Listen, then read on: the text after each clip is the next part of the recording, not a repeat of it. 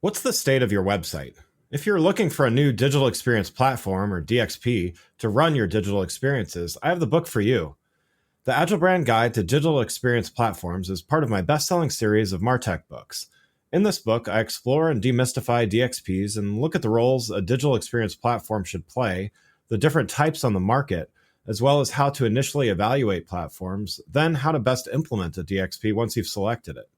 The book also features a foreword from Rupali Jain, Chief Product Officer at leading DXP provider Optimizely, as well as several other thought leaders in the industry.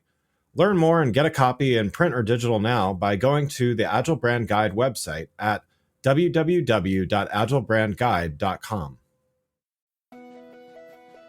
Hi, this is Greg Kihlstrom. Welcome to the Agile World podcast, where we discuss customer experience, employee experience, and transformation in an agile age. The Agile World podcast is brought to you by TEKsystems, an industry leader in full-stack technology services, talent services, and real-world application. For more information, go to TEKsystems.com.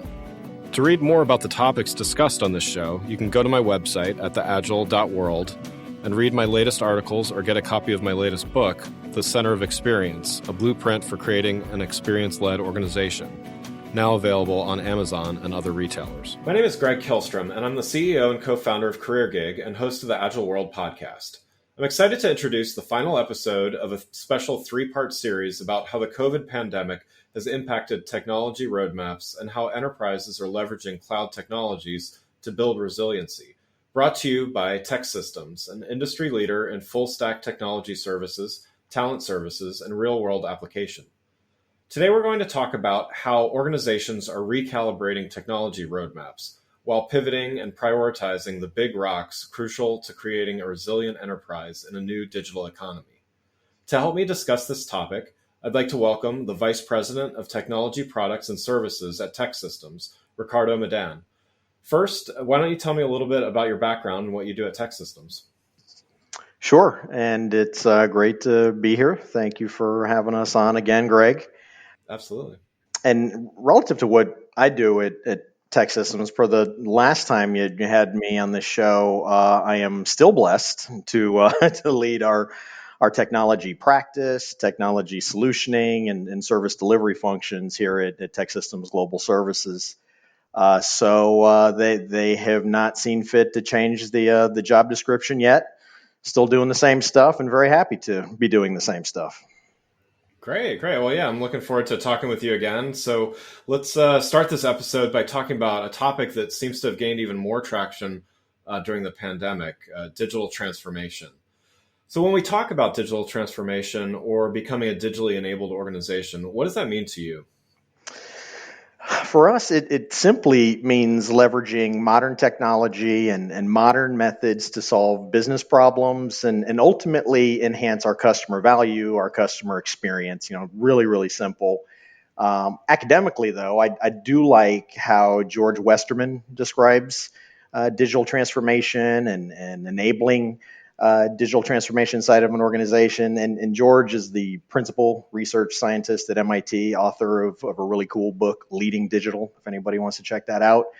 But his words in the description is very simply, quote unquote, digital transformation is the phenomenon which marks a radical rethinking of how an organization uses technology, people, and processes to fundamentally change business performance. So for us, Greg, we can throw rhetoric and drop fashionable buzzwords like disruption and a whole bunch of other cool things to try to define it way more elaborately, but that's sort of it for us.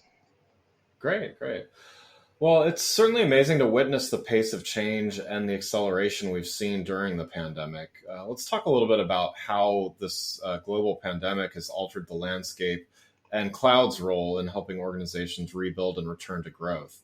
So how has the pandemic impacted organizations' behaviors in terms of how they operate? Yeah, this is a big one, and I think IDC does a really good job organizing pandemic-induced behaviors across what they call their 5 stages of recovery. They chart these stages on a U curve, which represents the overall economic declines, troughs, and then the rises and peaks, which various industries and companies are in the throes of experiencing right now. And Greg, you and I hear it all the time. We hear things like V-shaped recovery and U-shaped recovery and K-shaped recovery, all these recoveries, right? But IDC's simple U curve really accommodates most of the postulations in our humble assessment. To try to describe it a little bit, the left side of the curve comprises the first two stages of that recovery, which include business continuity as the first stage. And that is where we find behaviors aimed at things like just keeping the lights on amidst the shocks in revenue, amidst continued virtualization of entire workforces, other challenges like that. And then we've got cost optimization, very simply, is the second stage. And like the name implies, behaviors here gravitate towards conserving cash, securing as much of the workforce as possible amidst all of the turbulence. And generally, the behaviors for companies in these stages are defensive in nature. It's all about preserving business, preserving people. But then we move into the middle to later stages on the center to right side of the curve, and they span business resiliency. That's at the bottom of the curve. And here we've got behaviors geared towards ensuring you're built to endure potential recessionary forces that we are certainly feeling. We have been and will continue to. But also really along with withstanding the disruption that companies are going to experience from ultimately the fourth stage, aptly named targeted investments. And this is where companies intentionally are finding ways to return to growth. And then we've got the fifth and final stage, which IDC likes, and you've probably heard this term out there. They like to call it the future enterprise. I'm also doing air quotes for you right now. You don't see it. But future enterprise is on the top right hand of that curve, of that U curve. And organizational behaviors here begin to chart what we call the next normal. The next normal is the overall economy returns to some semblance of broader stability. So we've got companies in different stages, but I'd say broadly speaking, there are digital leaders and there's digital laggards, which you can discern by behaviors and priorities across that span. And unsurprisingly, the laggards are companies that are stuck in stages 1 and 2. They're conserving cash and hanging on. And the digital leaders are showing resilience. They're already innovating into that quote unquote next normal in stages 3 through 5. And, if I could, Greg, I'd like to breathe some real world life into all of this, because that was like a big academic description. I probably bored all of your listeners. But but to breathe some life into that, we can unpack how a great customer of ours, Centera Health, who I definitely classify as a digital leader, how they've behaved throughout the pandemic and how they're pivoting toward that future enterprise stage, all because of the pandemic. So during the first month of the outbreak, they asked us to implement Sage. And Sage is our proprietary AI chatbot platform. And at least in this instance, we deployed it on Google Cloud, which we'll talk more about later, I'm sure. And they needed Sage to help automate their level 1 support functions in order to better contend with the crazy call volume that happened across the country during the first wave of infections. All the big healthcare organizations were getting slammed, as you probably heard and saw and maybe even felt. And really to brag on our team a little bit, we stood Sage up on GCP, on the Google Cloud platform, within days. Compared to a lot of the off-the-shelf options by big AI software providers that take months to implement. But anyway, I digress. The net is that Sage was able to help them drive up vital CX, vital customer experience during scary times for thousands of members, thousands of patients who were trying to get a beat on symptoms, trying to get a beat on whether they should see their physician or not, trying to get a beat on a parent in assisted living. I mean, it is still dire, but it was so dire up front. And Sage really helped us automate and reduce wait times and really get members and subscribers answers that they needed quicker, better, faster. And we really like how Centera describes this. It's quote unquote innovation at the front lines. And that has now started to bridge, to your question, started to bridge their current state with other AI and cloud-oriented transformation post-pandemic. So the behaviors now started to almost telegraph what they're going to be doing around AI and around cloud in the future because of the pandemic. Yeah, yeah. Well, in your opinion, what technology is having the biggest impact as organizations rebuild or optimize the enterprise? Cloud, period. Yeah, yeah. That's it. I figured you might That's say an that, easy but one. Yes. yeah. So I guess, and along those lines, I mean, so I think that was great. The example that you shared in some of those other companies that you're talking with that are thinking about the next normal, as you put it. What are some of those? What are some of the other hallmarks, I guess, of their plans, or some of the other things that they're keeping in mind when they're doing that planning? Yeah, man, technology plans have been impacted in a big way, not just for the remainder of what we got of 2020, but really, if Centera is a good sort of foreshadowing, really beyond.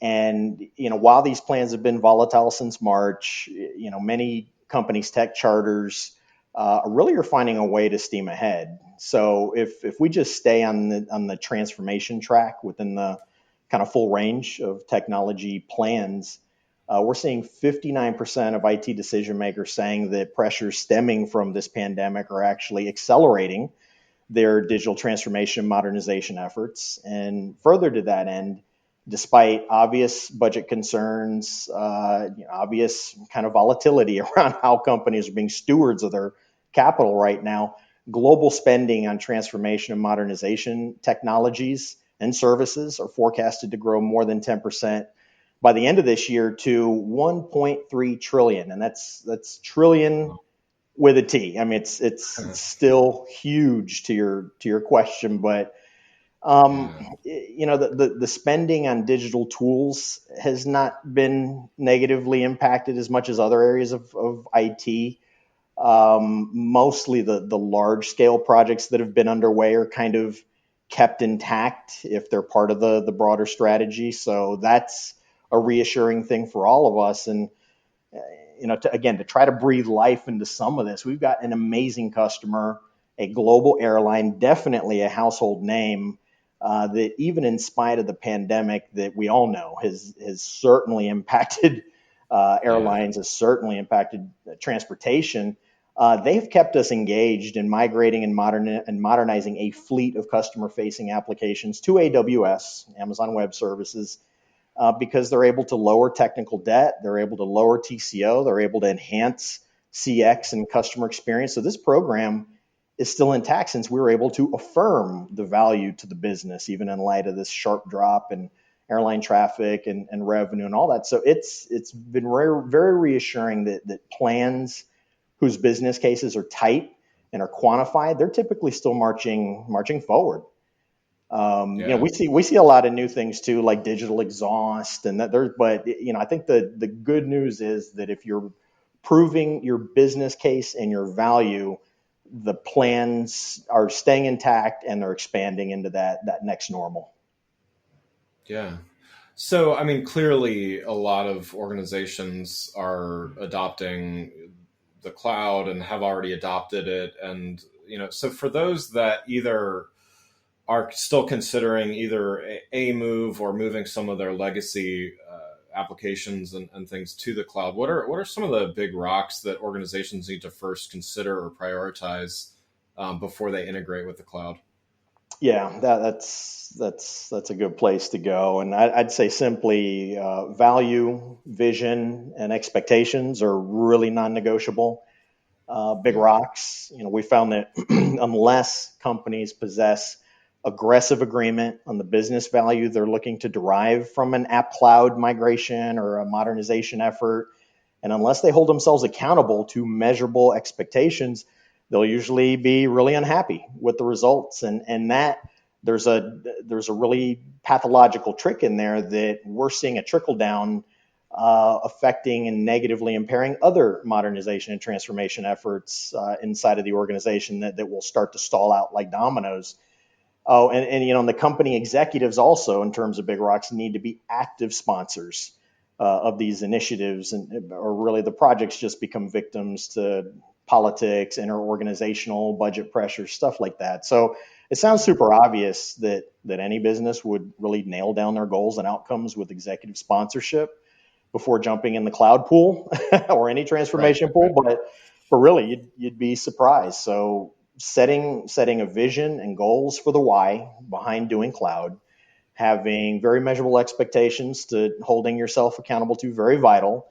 And and I'll give you like a real hypothetical here, like in quotes, we're going to migrate and modern, like here's the vision, we're going to migrate and modernize this order fulfillment application so that we can delight our customers, which will validate, here's the quantifiable part, we'll validate by moving our NPS scores from 60 to 80, while also reducing technical debt and resulting cost basis somewhere in the order of, and again, I'm making it up, $1 million yearly, just an example. But, if you start with this approach, Greg, you can actually build real value streams into how you technically deliver these goals across an accountable cloud journey or project plan. And at least here at TEKsystems, we try to make that process super easy for our customers with a very lightweight, very repeatable value framework process. But back to the big rocks, if I could, once that foundation is set, we offer customers a variety of other means and tools to kind of peer into the future at what other priorities and big issues, big rocks they have to consider along the journey. And AWS has one tool that we love a lot. It's called the CAF, Cloud Adoption Framework. It's another acronym for you in case you're keeping track. We needed another one, but well, I've got more, but we leverage that framework for loads of app migrations and modernizations. And on a webcast, I'd probably pop up a visual aid, but for the sake of our listening audience, if you picture like an X and Y axis representing time and value respectively, and if you plot your migration journey across which you will experience all the rocks, all the big rocks. But if you plot that migration journey on this illustration, typically you start off with low-hanging fruit dev and test workloads at the center point of the axis, like 0, for any of the cartograph nerds out there. And these workloads, like dev and test workloads, are easy to lift out of your existing environment. They allow you to experiment and explore how apps actually work in the cloud. You gain confidence. You begin to baseline infrastructure, access, security dimensions. You get to condition your builder community, your users, all of which really helps you begin to set your operating foundation, your principles, your standards, all on this new cool platform. And if you're still kind of on that visual line with me that now is moving across the time axis and slightly up the value line, at this point, we typically start planning for a mass migration. And that's like the real juicy workloads, Greg, like, production stuff, applications that are way more pertinent and workloads that are way more pertinent to the business. But at this stage of the journey, sometimes you encounter what is referred to as the great stall. And the great stall is where you stop moving up the graph on your journey, either because of complexity, internal politics, not getting ROI fast enough. Maybe you've got some internal haters that fear the cloud. Maybe there's organizational fatigue. But to the question, some of the big rocks that you really have to nail down at this stage, which take way more thought and way more time, are like, hey, do we lift and shift our app? Do we lift and replatform the app? Do we refactor and then shift? And to dignify those questions, you've got to address things that you and I have discussed before, like problems in existing architecture, tight coupling, prohibitive dependencies, design and debt flaws that, if you remember our microservices conversation, tries to cure a lot of that. But if you don't, and you don't cure those big rocks at this point, and you lift and shift your architectural issues to cloud as is, you're just changing the location of your problems. But since that target platform is usually new to a given org, most companies actually double or triple the issues that they're dealing with. So the big rocks become massive boulders. Yeah. Let's talk a little bit about security. So, as organizations increase their reliance on the cloud, what are some of the security concerns that they need to think about, and what are some misconceptions? Sure, yeah, this is huge, and this is what keeps people up at night. And I think it's fair to say that although security's mission is the same as it ever was or is on prem, to lower risk, to lower exposure, to mitigate vulnerability of a company's data and systems, we've not now got cloud, hybrid, multi-cloud environments, and they're certainly making that mission more complex as the reliance grows. More and more your workloads get on the cloud, you're going to see more risk. And we're seeing a number of organizations right now with related challenges whose initial cloud journey that I tried to describe was either charted independently or charted with like big box integrators. Eventually, we arrive on the scene. We're trying to do some kind of additive migration or integration work, but we get into the environment and Greg, we start tripping over open ports, unprotected databases, open S3 buckets. They're not scanning imported libraries from Git and stuff. It's bad. I mean, bad. So no blacklisting of bad IPs, just lots of badness. And yeah, for us, this is just a big head scratcher because you got the CSPs, the actual platforms, AWS, Google, Snowflake, they've got native security features that are pretty solid, but they are indeed complex. And, the responsibility for security is segmented at the network level and it's segmented contractually. So regardless of that cloud platform, at the end of the day, Greg, the companies are the guardians of their own data and the guardians of their own access to the data, not the cloud platform. So if companies don't know what they're doing, they can run into big issues fast. We could talk about IAM, identity and access management examples there. We could talk about things like really cool functions that we like inside of AWS, like this thing called security groups that acts like a built-in firewall for servers. There are so many neat tools, features, services, functions at hand, but that none of it makes any sense unless you've got the know-how, unless you've got a really expert hand to sort of guide you there. So, and that's just kind of existing steady state. And that's like meat and potatoes stuff with cloud security, but we're dealing with evolving threats and new dilemmas for governance with this work from home phenomena that's Right. rife. I mean, we could probably talk for days there, but if, what we're finding now, especially with new collaboration stacks that are spinning up left and right, if our customers are not actively wrapping and testing and pen testing and threat testing and then rewrapping that environment, they've got this like risk accumulation that is getting bigger and bigger and bigger. So, yeah, big topic, but these are the concerns now that it's really the complexity, it's the ownership, and it's the evolution of threats and potential governance issues out there that has only been heightened and has only been made a little more mystifying with this new virtual dynamic that has affected all of the planet right now. Right. Right. So besides security and some of those other things that you mentioned, what are some of the other challenges that organizations may face with integrations? I know you touched on several, but particularly when we're talking about getting value from investment. Yeah. A few areas immediately come to mind, like cost and talent and speed. And if I could just maybe add some bullets to each one of these for you, like regarding cost, there have been some really misguided articles and white papers put out recently, which have done a fantastically poor job trying to refute the cost savings value that cloud gives you. And the authors of these papers are curiously targeting AWS, Google Cloud, and Azure and trying to prove that they are more expensive than standard issue on-prem operations. Now, the examples that the authors use in these misguided white papers and articles to support their claims. They surround companies who are definitely spending more since they're doing a very bad job of managing their new environment, resources, utilization. But if I were a betting person, I'd put money on these publications being sponsored by rival companies like Oracle, who are just trying to throw some shade at the industry leaders out there.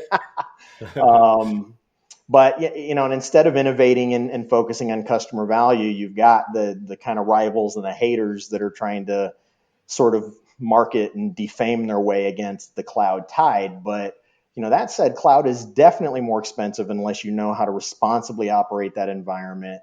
And again, at the risk of sounding like an AWS commercial, just using them as an example, we'd say that companies who are either squandering their investment or simply looking to better hone their investment, those are candidates for what we call a well-architected review, where they focus on cost optimization. If we just take that one tier of value to your question, and these reviews, these well-architected reviews that we do for companies, inside we do things like match supply and demand to ensure that they're utilizing the right volume and right sorts of instance types for their unique workloads. And instances are just servers in AWS speak, but you can overspend greatly, Greg, if you're mismatching here. And we also make sure inside of these reviews that customers are allocating cost-effective resources therein using things like RIs or reserved instances in advance. And you can get really steep discounts from an AWS for reserving instances for steady state workloads, which are kind of more predictable or just running all the time. So that is kind of one little activation to really squeeze more value out. We monitor expenditures with things like auto scaling policies that ensures, everybody talks about cloud being the biggest scale driver and scale factor on the planet. And it's true, but you're not running at peak scale all the time. So we help customer set policies that automatically scale out or scale in or turn instances and services completely off during downtime. So those are some of the smart sort of levers and responsible management for that new environment that tries to drive out way more value. The other areas there's so many things to talk about there, but to be mindful of time and talk about the other areas. And I know we talk about these in our version next now publication. So if anybody has the chance to read that at the conclusion of this podcast, that'd be really cool. But we got talent and speed. And on the talent side, you cannot just try to staff or recruit your way into transformation or to try to achieve value in the cloud by throwing skills at the problem. You need a great plan and a great partner. And we've got a real good partner in Sam Coker. He features in our version Next Now Cloud Edition for everyone that's going to check that out after this podcast. But Sam Coker is, and he's the healthcare lead for solutions architecture at AWS. But he says at the end of the day, it's not the tech that's going to give you value. When it comes to talent, it's getting quote unquote professionals up to speed on how to perform their daily tasks on the cloud, and that education is the best gap closer along with a good partner to help. So really, we can talk technology all day long, but you need your workforce being able to be like really effective on that platform. And unless you are closing that knowledge gap and retraining and upskilling, then it's kind of all for naught. And I think, if I'm not mistaken, Greg, either last week or the week before, you spoke to Leslie Deutsch from TEKsystems, about future workforce. So she leads our learning solutions practice here. Does a fantastic job with learning solutions. And because of her and her team, AWS just named Tech Global Services, just named us as their first consulting partner to achieve ATP status or AWS training partner status. And that's a big, big part of that journey to your question to extract value. So it's another option that we provide our customers of not just going in and helping to move, modernize, and migrate infrastructure and applications, but we're looking to do that same modernization with their workforce. And that gives them more choices, Greg. It gives them more of an ability to not be beholden to us, but really to have options in how they scale workforce and how they really try to take their cloud plans big in the future. So that's just part of our own virtuous cycle. But I could probably close this part of the conversation off with speed. That's the third biggie. I would say that, especially during a time when the pandemic is putting pressure on budgets and putting real volatile scrutiny on enterprise spend. We like to stand by the mantra of enabling cloud journeys. And again, in air quotes, I'm doing more air quotes for you. And I'm doing them very emotionally too, because it's Hispanic Heritage Month. And I've got a lot of salsa that I have to get out here. But no, we do. We stand by enabling cloud journeys quicker, better, faster. And to, not only do we fulfill those nice words with things like the value framework that we discussed, or, business modernization framework that we've discussed previously, but we're showing up to our customers with hundreds of thousands of lines of code standing up, reusable cloud foundation libraries, cloud migration toolkits, AI ML libraries, microservices frameworks, automated code pipeline and CI/CD capabilities, all kind of giant data migration frameworks from Oracle to Snowflake or Redshift or BigQuery. We've got reusable use cases for healthcare, FinServe, consumer products, media and entertainment. It's really about bringing to bear a consolidation of thousands of past performances, all indexed, all organized, and continuously groomed in such a way that we can get our customers down the cloud path, again, quicker, better, faster. And for us, that this really just turns our contribution into measurable value when you have somebody like us who does not have to reinvent the wheel for every customer cloud journey or migration or native dev project or modern, what have you, anything you want to do in the cloud. So that's those three for me at least stand out mightily. Cost, talent, speed. Yeah, no, that's great. Well, I mean, definitely sounds like there's a lot of work ahead for organizations and still a lot of unknowns, as well as opportunity for organizations to look to build resiliency and return to growth in the next normal. What's maybe the next step or some tips or best practices that you would have for organizations to consider on this cloud journey, and how do you recommend organizations future-proof their cloud investments? Yeah. Even beyond all the savage wisdom that we've exchanged so far, I could probably summarize by saying ongoing leadership buy-in, leadership alignment, leadership sponsorship of all cloud plans to the top of the house, super important. Organizations absolutely have to forge remarkable partnerships, not just with their cloud service provider or providers, plural, for multi-cloud enterprises, but also partnerships with a modern system integrator and consulting organization like TEKsystems. And really, again, not to be too gratuitous, but to put a fine point on that one, during last December's reInvent conference, you remember, Greg, like last December before civilization as we know it ended, Right, thanks right. to COVID. Barely, but Yeah. it is.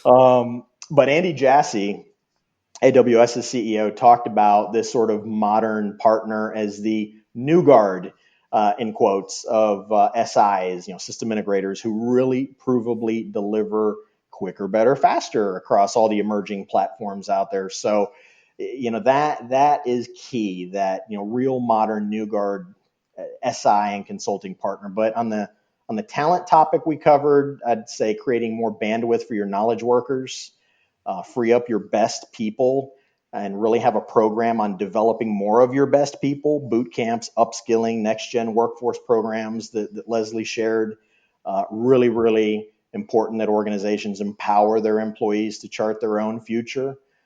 We talked about speed, optimizing your organization for speed in everything. Starting with quick wins, iterating up, like we talked about with cloud adoption framework. And relatedly, this I know is near and dear to your heart, and I know we've talked about this before, but the ongoing conversation with our customers about not just doing agile theater, and merely, billowing like a lot of hot air around being an agile organization who can make good on cloud investments. But to your question, like living and breathing actual cloud agility to drive out value and future proof the investment with important, down to important cultural traits, I'd say, like things like continuous feedback loops across all employees as an accountable mechanism by which you're going to continuously improve and innovate is super, super important. And, this doesn't sound techie, but in a more organizational sense and not just cloud related, we've put forth the imperative, not just in version next now, but really in our organization of cultivating our leaders here inside of Tech Global Services and our customers, but cultivating leaders for a virtual world during crazy times with a premium, really very simply, Greg, on just being human, checking in on teams, possessing extreme empathy always, and keeping well-being top of mind, not just across your teams, but the mental, physical, and emotional self-care of the leaders themselves. That has to happen. And I guess if I could just cap all that off, I'd say finally, but most importantly, because this is the key that opens up all that other goodness, is to hold on to business value as the North Star. Without that in cloud, you're just playing house, truly. Yeah, no, that's great. Well, Ricardo, thanks so much for joining the show. I love that you even found a way to work Agile into it. So bonus points for that. For those listening, what's the best way to keep up with what you and TEKsystems are doing in cloud space? Oh gosh, we are all over Twitter. We are all over Insta. We are on LinkedIn. You can check out version next now at TEKsystems. There are a bunch of different means to get to us. And hopefully, if you're listening, you've probably been the subject of a campaign recently. Sitting in your inbox, don't delete it. Check it out. Lots of good content, lots of good wisdom in there. And really, our goal is to talk to as many folks during this crazy sort of pandemic era as possible, so we can at least help the cloud portion of their experience and the modernization and the transformation portion of their experience be as friction-free as possible. Great. Well, again, I'd like to thank Ricardo Madan from TEKsystems for joining the show. Learn more about TEKsystems and their perspective on the cloud at teksystems.com/version next now. I'm Greg Kihlstrom. Thanks for listening to The Agile World. See you next week. Thanks again for listening to The Agile World podcast, brought to you by TEKsystems. I'm your host, Greg Kihlstrom. You can learn more and get a copy of my latest book, The Center of Experience, from my website at theagile.world or on Amazon or other retailers. Until next week, stay agile.